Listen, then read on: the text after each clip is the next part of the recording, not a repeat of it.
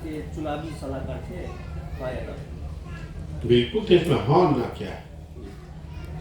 दूसरा सवाल, मुख्यमंत्री के सलाहकार नहीं थे।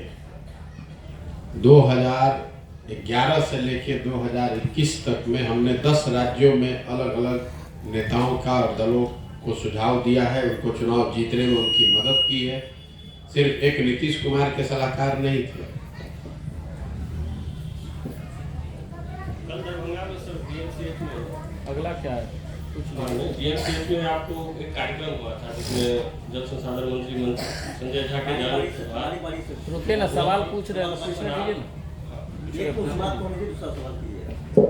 दूसरा मेरा है सर, आप प्रदेशवासियों को क्या संदेश देना चाहते हैं? प्रदेशवासियों को एकमात्र संदेश ये देना चाहते हैं कि आप जगिए, अपना आँख खोलिए। आप देश के सबसे गरीब, पिछड़े, बेरोजगार, भुखमरी वाले समाज हैं और आपकी स्थिति, आपकी ये दुर्दशा इसलिए है कि आप अपने और अपने बच्चों की समस्याओं को छोड़कर कभी जात के नाम पर, कभी धर्म के नाम पर, कभी मंदिर मस्जिद के नाम पर, कभी 5 किलो अनाज के लालच में, कभी नाली गली के चक्कर में, कभी 500 रुपया लेकर मुर्गा भात खाकर आप वोट देते हैं। इसीलिए आपकी ये दुर्दशा है। अगर अपनी दुर्दशा सुधारनी है तो अपने और अपने बच्चों की समस्याओं पर वोट दीजिए।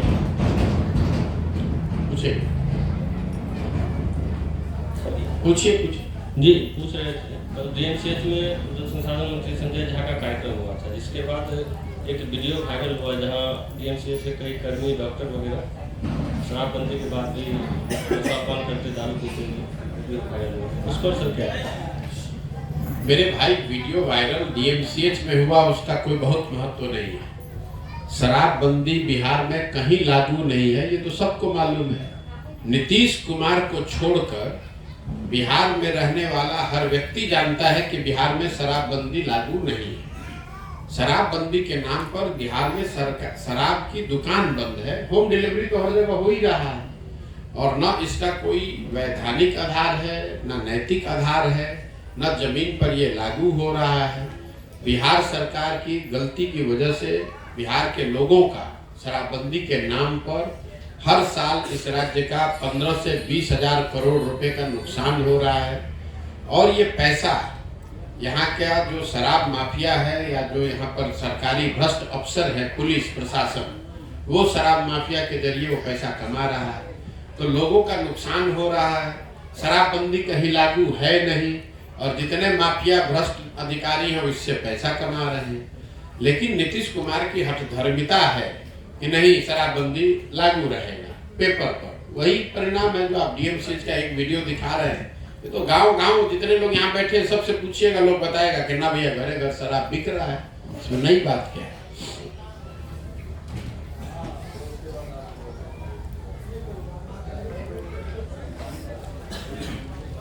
चलिए, अगर आपका कोई सवाल है तो पूछ रहे तो हमको जाने दीजिए।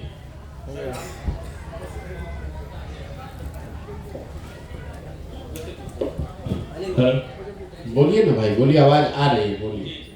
सर, आप राजनीति के सिर्फ पायदान वाले लोगों के साथ रहे हैं। राजनीति में बहुत सारे लोगों, मतलब अनुभवी लोगों जो आज सत्ता संभाले हुए हैं, सत्ताधारी लोगों के साथ भी बचे थे। तो राजनीति में परिवर्तन का जो आप ये पदयात्रा कर रहे हैं, तो उसमें आपका जो पहले का राजनीति का अनुभव है वो कैसा? नहीं, पहले का अनुभव ये रहा है कि राजनीति में सिर्फ चुनाव जीतने हारने से आप समाज को नहीं बदल सकते। चुनाव कोई जीते कोई हारे, जब तक समाज के स्तर पर परिवर्तन नहीं होगा, समाज के स्तर पर लोगों की चेतना समझ नहीं बेहतर होगी, तब तक दलों के जीतने और हारने से आमूल चूल परिवर्तन की आशा रखना बेकार है। हमने 10 अलग अलग राज्यों में चुनाव जीते हैं, सरकारें बनवाई हैं, लेकिन इसका मतलब ये नहीं कि वहाँ सुधार हो जाएगा। जब यहाँ कांग्रेस की, यूपीए की दिल्ली में सरकार थी तो भी बिहार में इतनी ही गरीबी, इतना ही बेरोजगारी, इतना ही पलायन था। आज मोदी जी का दिल्ली में सरकार है तो भी बिहार में उतनी ही गरीबी, उतना ही भ्रष्टाचार, उतना ही पलायन है। जब 15 वर्ष लालू जी यहाँ शासन में थे तो भी बिहार में वही हालत था। अभी 17 वर्ष 18 वर्ष से नीतीश कुमार है तो कमोबेश स्थिति वही बनी हुई है। थोड़ा बहुत इधर उधर कुछ सुधार हो सकता है, लेकिन कमोवेश स्थिति वही है जो पहले लालू जी के राज्य में थी। 1990 में जब लालू जी मुख्यमंत्री बने तो भी देश का सबसे गरीब राज्य बिहार था। 2004 में नीतीश कुमार जब मुख्यमंत्री बने तो भी आप देश के सबसे गरीब और पिछड़े थे, और आज 2023 में भी देश का सबसे गरीब, सबसे पिछड़ा, सबसे ज्यादा बेरोजगारी पलायन वाला राज्य बिहार ही है। तो उसमें कोई परिवर्तन तो आया नहीं। सर, तेजस्वी यादव ने स्कूल में बच्चों के सामने कहा कि हम 2 सीएम का बेटा होकर पढ़ाई नहीं की, चाहते तो जाली डिग्री ले लेते लेकिन नहीं। अपने आप को अनपढ़ बताना, अगर इसको आप बहुत समझदारी वाली बात बताते हैं तो अपने आप दिखाता है कि मुख्यमंत्री के लड़के होने के बावजूद अगर उन्होंने पढ़ाई नहीं की तो ये कोई बहुत बड़ा पराक्रम का विषय नहीं है, ये तो शर्म की बात है। लोग तो कभी कभी परिस्थितिवश आर्थिक मजबूरी में पढ़ाई नहीं कर पाते हैं, लेकिन आपके पास सारी व्यवस्था होने के बाद भी अगर आपने पढ़ाई नहीं की तो ये दो बातों को दिखाता है कि या तो आप पढ़ाई की महत्ता को जीवन में समझते नहीं कि पढ़ाई की कितनी बड़ी महत्ता है, या फिर आप इतने अहंकारी व्यक्ति हैं कि आपको लगता है कि हम पढ़ें चाहे न पढ़ें, हमें तो जीवन में जो मिलना है वो मिल ही जाएगा। तो ये तो अपने मुंह पर अपनी कीचड़ लगाने वाली बात है। अच्छा सर, हम जानना चाहेंगे आखिर जन स्वराज का ये पदयात्रा है क्या? पदयात्रा समाज में जाकर लोगों से मिलना, उनको ये बताना कि भाई तुम्हारी स्थिति किसी दल को वोट देने से सुधरने वाली नहीं है, क्योंकि अगर किसी दल को वोट देने से बिहार की स्थिति सुधरती तो 50 वर्ष से तो लोग वोट दे ही रहे हैं। कभी कांग्रेस को दिए, भाजपा को दिए, लालू को दिए, नीतीश को दिए, अब अगर प्रशांत किशोर को दे देंगे तो उससे कैसे सुधर जाएगा? अगर किसी को वोट देने मात्र से बिहार की स्थिति सुधर जाती तो हर 2-3 वर्ष पे वोट होता है, लोग वोट देते ही हैं, उससे तो स्थिति सुधरी नहीं। जब तक आप इस परेशानी के जड़ को नहीं समझेंगे, वोट आप किसको देते हैं इससे ज्यादा महत्व इस बात का है कि वोट आप किस बात के लिए देते हैं। नरेंद्र मोदी को आप वोट दे रहे हैं मंदिर बनाने के लिए तो मंदिर बन रहा है। अगर नरेंद्र मोदी को आप फैक्ट्री लगाने के लिए वोट दीजिएगा तो फैक्ट्री भी लगेगा। लेकिन बिहार में तो आप नरेंद्र मोदी को 5 किलो अनाज के लिए वोट दे रहे हैं। गुजरात में आज नरेंद्र मोदी जी प्रधानमंत्री सूरत में डायमंड का सबसे बड़ा मार्केट का उद्घाटन करने गए। बिहार में तो आज तक एक झोपड़ी का भी उद्घाटन करने नहीं आए। क्यों? जिताया तो बिहार की जनता ने भी है। हम लोगों ने 40 में 39 एमपी जिताया है, गुजरात में 26 एमपी जीत कर गया है। तो गुजरात में आप देख रहे हैं 1 लाख करोड़ का बुलेट ट्रेन बन रहा है। दरभंगा, मधुबनी, सीतामढ़ी में वो पैसेंजर भी 20-20 साल के लिए लोग 20-20 साल से लोग पैसेंजर के लिए संघर्ष कर रहे हैं। गुजरात में दुनिया का सबसे बड़ा हीरे का काम करने के लिए मार्केट बन रहा है। अब बिहार में जो पहले से सब्जी चाय बेचने का भी मार्केट है वो भी बर्बाद हो गया है। वहां पर बड़ी बड़ी फैक्ट्रियां लग रही हैं और बिहार में जो चीनी मिल, कपड़ा मिल, कागज मिल था वो सब भी बंद हो गया। नेता तो नरेंद्र मोदी प्रधानमंत्री गुजरात के भी हैं और प्रधानमंत्री बिहार के भी हैं। तो ये फर्क क्यों है? फर्क इसलिए है कि गुजरात की जनता वोट कर रही है फैक्ट्री के लिए, मार्केट के लिए, व्यापार के लिए, आर्थिक तरक्की के लिए। बिहार में हम आप वोट कर रहे हैं जात के लिए, मंदिर के लिए, 5 किलो अनाज के लिए।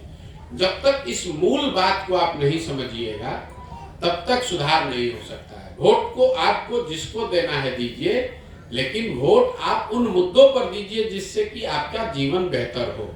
अयोध्या में राम मंदिर बन जाएगा, अच्छी बात है, बन जाए, लेकिन उस बनने से बिहार के लोगों को रोजगार कैसे मिलेगा? अगर आपको जीवन भर 5 किलो अनाज मिलता भी रहेगा, उससे आपकी गरीबी कैसे खत्म होगी? जब तक आपका बच्चा पढ़ेगा नहीं, उसको रोजगार नहीं मिलेगा, तब तक आपकी स्थिति सुधरेगी कैसे? हर आदमी गांव गांव में बात कर रहा है भैया पढ़ाई नहीं है, तो पढ़ाई पर तो एक दिन भी वोट आप दे नहीं रहे हैं। अभी वोट होगा तो लोग 5 किलो अनाज पर वोट देंगे, तो पढ़ाई होगा कैसे? तो हमारी समझ ये है कि राजनीति में सुधार तब होगा जब समाज में सुधार होगा। राजनीति तो समाज का आईना है। समाज में जाति है तो राजनीति में जाति है, समाज में भ्रष्टाचार है तो राजनीति में भ्रष्टाचार है, समाज में हिंदू मुस्लिम है इसलिए राजनीति में हिंदू मुस्लिम है। तो जन स्वराज का उद्देश्य है कि समाज के स्तर पर जाकर लोगों को ये समझाया जाए कि भाई तुमने देश की चिंता कर ली, देश के नाम पर वोट दे दिया, तुमने जाति के नाम पर वोट दे दिया, तुमने हिंदू मुसलमान धर्म के नाम पर वोट दे दिया, सबका भला हो गया। एक बार अपने बच्चों के लिए वोट दो तो तुम्हारे बच्चों का भी भला हो जाएगा।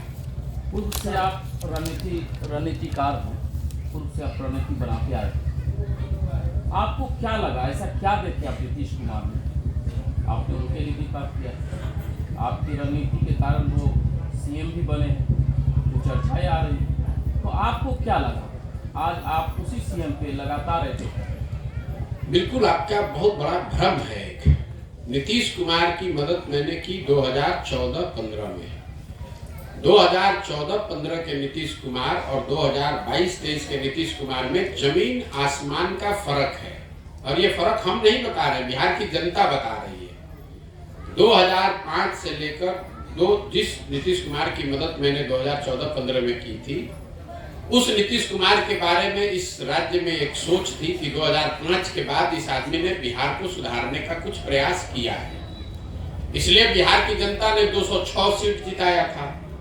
आज नीतीश कुमार को उसी बिहार की जनता ने सिर्फ 42 सीट जिताया है। क्यों? क्योंकि उनका काम खराब हो गया। जिस नीतीश कुमार की मदद की गई थी, वो नीतीश कुमार वो व्यक्ति थे जो वाजपेयी जी के प्रधानमंत्री रहते हुए रेल मंत्री थे, और रेल की एक दुर्घटना हो गई गैसल असम में, तो नीतीश कुमार ने अपने पद से इस्तीफा दे दिया कि भाई 200 से ज्यादा लोगों की मृत्यु हो गई, हम पद पे कैसे रहेंगे। आज जिस नीतीश कुमार का विरोध हो रहा है वो नीतीश कुमार है जो कोरोना में हजारों लोगों की मृत्यु हो गई, लाखों बच्चे रोड पर मारे मारे फिर रहे थे, नीतीश कुमार अपने बंगले से नहीं निकले। शराब पीने से किसी की मौत होती है तो पेट जेब में हाथ डाल के हंसते कहते हैं जो पिएगा वो मरेगा। उस नीतीश कुमार की मदद की गई थी 14-15 में, जो चुनाव नहीं हारे थे 2014 में, उनका दल हारा था, उनके एमपी की संख्या, सांसदों की संख्या घटकर 2 हो गई थी। उन्होंने पद से इस्तीफा दे दिया कि भाई अब तो हम मोरल राइट हमको नहीं है।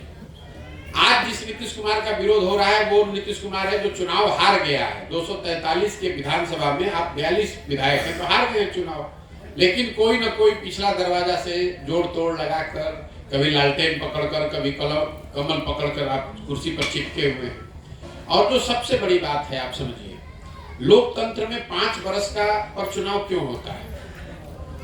लोकतंत्र में 5 वर्ष पर चुनाव क्यों होता है? 10 वर्ष पर भी होता तो अच्छा था। भाई आप एक बार चुन ही दिए, 10 वर्ष तक उसको चलाने दीजिए। ये 5 वर्ष का नियम इसलिए बनाया गया है कि जिस दल पर, जिस नेता पर, जिस विचारधारा पर भी आपका भरोसा हो, उस भरोसे के आधार पर आप उस दल की, उस नेता की, उस विचारधारा की मदद कीजिए, वोट दीजिए, उसको चुनाव जिताइए। लेकिन ये वोट, ये भरोसा 5 वर्ष के लिए है, जीवन भर की बंधुआ मजदूरी नहीं है। वही लोकतंत्र, वही संविधान हम लोग को बताता है कि अगर वो नेता, अगर वो दल, अगर वो विचारधारा आपके आशा के अनुरूप उसने काम नहीं किया, तो नागरिक होने के नाते आपकी ये जिम्मेवारी है कि जितने मजबूती से आपने उसको वोट देकर जिताया था, उतनी ही मजबूती से उसका विरोध करके उसको हराइए भी। अगर ऐसा नहीं होता तो फिर चुनाव की जरूरत ही क्या है? एक बार नरेंद्र मोदी को आपने वोट दे दिया, वो बन गए प्रधानमंत्री, जीवन भर उन्हीं को बने रहने दीजिए। अब अगर आप नरेंद्र मोदी जी काम न करें, उनको वोट न दे के आप किसी दूसरे को दीजिएगा, तो लोग कहेगा कि वोट काहे बदल रहे हैं, पहले तो आप मोदी जी को दिए थे। अरे भाई, चुनाव होता ही इसलिए है कि आप 5 वर्ष के काम के आकलन के आधार पर निर्णय लें। अगर अच्छा किया तो साथ में रहें, अगर अच्छा काम नहीं किया तो उसका विरोध करें। आपके नजरिए से केंद्र की भाजपा सरकार और बिहार की महागठबंधन सरकार, दोनों को आप कैसे देखते हैं? मैं ऐसे देखता हूं कि चाहे केंद्र में भाजपा की सरकार हो, यहाँ महागठबंधन की सरकार हो, या इससे पहले केंद्र में यूपीए कांग्रेस की सरकार थी और यहाँ पर एनडीए की सरकार थी, खाली कॉम्बिनेशन बदल गया है। चारों सरकारों ने बिहार की जो मूलभूत समस्या है, शिक्षा, बेरोजगारी, पलायन, यहाँ की आर्थिक स्थिति में सुधार, उस पर कोई काम नहीं किया है। और ये हम नहीं कह रहे, तो बिहार की जनता कह रही है। तो कहीं ना कहीं सिर्फ दलों के हेर फेर करते रहने से, पहले केंद्र में कांग्रेस महागठबंधन की सरकार थी, बिहार में एनडीए भाजपा की सरकार थी, अभी केंद्र में एनडीए की सरकार है, यहाँ महागठबंधन की सरकार है, लेकिन पिछले 30-35 वर्ष में बिहार में शिक्षा की स्थिति तो नहीं सुधरी। 30-35 वर्ष में बिहार में फैक्ट्री नहीं खुले, यहाँ से बेरोजगारी नहीं खत्म हुआ, पलायन नहीं रुका। इसी बिहार में किसानों की स्थिति बेहतर नहीं हुई। तो कहीं ना कहीं बिहार के लोगों को ये समझने की जरूरत है कि जब तक हम लोग अपनी समस्याओं पर अपने लिए व्यवस्था नहीं करेंगे, चाहे केंद्र में भाजपा आ जाए, कांग्रेस आ जाए, लालू आ जाए, नीतीश आ जाए, इससे सुधार होने वाला नहीं है। लोगों को सजग होना पड़ेगा। तमिलनाडु और बिहार, जब देश आजाद हुआ तो तमिलनाडु और बिहार करीब करीब बराबर के राज्य थे आर्थिक और विकास के नजरिए से। आज तमिलनाडु देश का दूसरा सबसे अच्छा राज्य है और बिहार 28वें नंबर पर है। तमिलनाडु में तो भाजपा की सरकार नहीं है, तमिलनाडु को तो मोदी जी ने नहीं बनाया है। पिछले 40-45 वर्ष से वहां कांग्रेस का भी शासन नहीं है। तमिलनाडु के लोगों ने अपनी व्यवस्था अपने से बनाई है, किसी भाजपा और कांग्रेस ने नहीं बनाया है। वो सांसद में अभी सुरक्षा को लेकर हुई चूक पे आपका सामान्य बात है। वहां पे जो घटना हुई है उसकी जो लोग हैं वो जांच कर रहे हैं। ये इस तरह की जो है हमें लगातार लापरवाही आ रही है, तभी उसमें आता। देखिए, मैं इस तरह की बातों पर टीका टिप्पणी नहीं करता हूं जो मेरा अपना विषय नहीं है। केरल में क्या हुआ, सुरक्षा की दृष्टि सुनिए, ऐसा है वहां पर सारे देश के सांसद बैठे हुए हैं, देश की सरकार, पूरी देश की मीडिया उसको देख रही है। अगर गलती हुई है तो उस पर लोग पकड़े जा रहे हैं, उस पर जो कार्रवाई है वो की जाएगी। उस पर हम यहाँ से बैठकर क्या टीका टिप्पणी करेंगे। घटना नहीं होनी चाहिए, अगर हुई है तो उस पर कार्रवाई हो रही है, कार्रवाई का रिपोर्ट हम आने दीजिए। हम उन नेताओं में से नहीं है कि यहाँ बैठे हुए हैं दरभंगा में और मैक्सिको के बारे में टिप्पणी कर रहे हैं। हम दरभंगा में आए हैं, हम बिहार में हैं, हम बिहार के विषयों से अपना सरोकार रखना चाहते हैं। बाकी देश दुनिया में जो हो रहा है ठीक है, सुन रहे हैं, समझ रहे हैं। हर चीज पर हम टीका टिप्पणी करें ये जरूरी नहीं है। हमारा जो अभी फोकस है, हमारी जो प्राथमिकता है वो बिहार के लोग, बिहार की समस्या, इससे कैसे लोगों को निकाला जाए, कैसे लोगों को इसमें जोड़ा जाए। मेरी प्राथमिकता ये है। केरल में क्या हो रहा है, उड़ीसा में क्या हो रहा है, फिलिस्तीन में क्या हो रहा है, वो सब विषय है, महत्वपूर्ण हो सकता है, लेकिन मेरे नजरिए से सबसे महत्वपूर्ण यह है कि बिहार में स्थिति को कैसे सुधारा जाए। और मैंने अपने जीवन के कुछ वर्ष इस बात के लिए निकाले कि मुझे जो भगवान ने शक्ति, बुद्धि, साधन, व्यवस्था दिया है वो सब लगाकर हम बिहार में लोगों की स्थिति को बेहतर करें, उनकी मदद करें, उस पर ही हम अपना फोकस रखना चाहते हैं। आपको नहीं लग रहा बिहार बदल रहा है? अभी बीपीएससी का एग्जाम हुआ, उसमें बहुत सारे जो है शिक्षक बने हैं, उसके बाद क्या बदल रहा है उसमें? बिहार बिजनेस कनेक्ट 2023, जिसमें विदेश के भी निवेशक आए हैं। अच्छा, आपको नहीं लग रहा बिहार आपको अगर बदलता बात दिख रहा है तो आंकड़ों में दिखेगा कितने शिक्षकों की बहाली हो गई। बिहार में 10 लाख शिक्षक होने चाहिए, 1,25,000 शिक्षकों की सरकार ने बीपीएससी के माध्यम से बहाली की घोषणा की है। उसमें 1,25,000 में से आधा से ज्यादा शिक्षक वही है जो पहले से सरकारी शिक्षक था, वो नियोजित था, अब राजकर्मी हो गया है। तो पहले तो ये भ्रम झूठा मत फैलाइए कि 1,25,000 लोगों को नई नौकरी मिल गई। जो बाकी आधे बच गए उसमें से भी ज्यादातर लोग डोमिसाइल नीति के वजह से बिहार के बाहर के लोग हैं। और मान लीजिए कि ये शिक्षक बहाल हो भी गए तो उससे क्या आपके गांव में, यहाँ पर आपके प्रखंड में कोई विद्यालय में पढ़ाई की स्थिति सुधर गई है? वो बता दीजिए।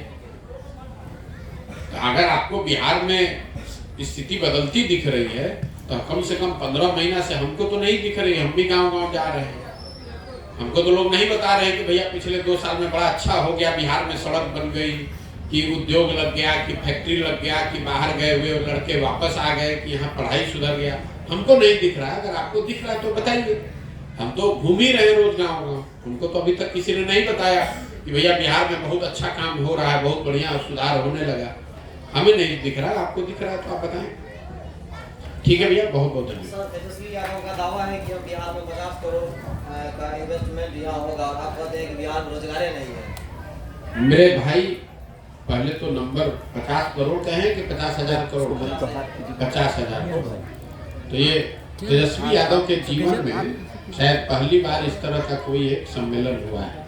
आपकी जानकारी के लिए बता दूं कि बिहार देश के ज़्यादातर राज्यों में इस तरह के सम्मेलन होते हैं, और उत्तर प्रदेश में, गुजरात में, कर्नाटक में जब इस तरह का सम्मेलन होता है तो 50,000 करोड़ नहीं, ये जो MOU जिसको कहते हैं, ये कोई इन्वेस्टमेंट नहीं है, ये इंटेंट है। ये लोग घोषित करते हैं 30 लाख करोड़, 40 लाख करोड़, 50 लाख करोड़, और उसके बदले इन्वेस्टमेंट होता है 2000 करोड़। तो वहाँ कौन देश का बड़ा उद्योगपति उसमें आया था, जरा ये बता दीजिए। कहाँ पे कौन सी फैक्ट्री यहाँ चालू करने के लिए कंक्रीट कोई प्रपोजल घोषित हुआ है, ये बता दीजिए। और तेजस्वी यादव की समझ क्या है? तेजस्वी यादव की जितनी समझ है उतना ही तो बोलेंगे। बिजनेस समिट के MOU का कोई वैल्यू नहीं है, ये नॉन बाइंडिंग एग्रीमेंट है।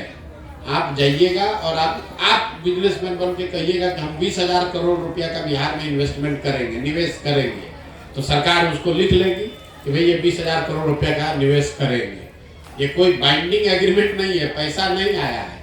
मीटिंग में आप आए, आपने कहा हाँ हम यहाँ पर पैसा इन्वेस्ट करेंगे। अगर जितना पैसा MOU होता है इतना अगर इन्वेस्ट होने लगे तो गुजरात में 90 लाख करोड़ से ज्यादा का MOU पिछले 10 वर्ष में हुआ है। कितना? 90 लाख करोड़ का। इसका कोई वैल्यू नहीं है, एक पैसे का नहीं। जिस कागज पे वो लिखा है उस कागज की कीमत उससे ज्यादा है जिस पर वो लिखा है।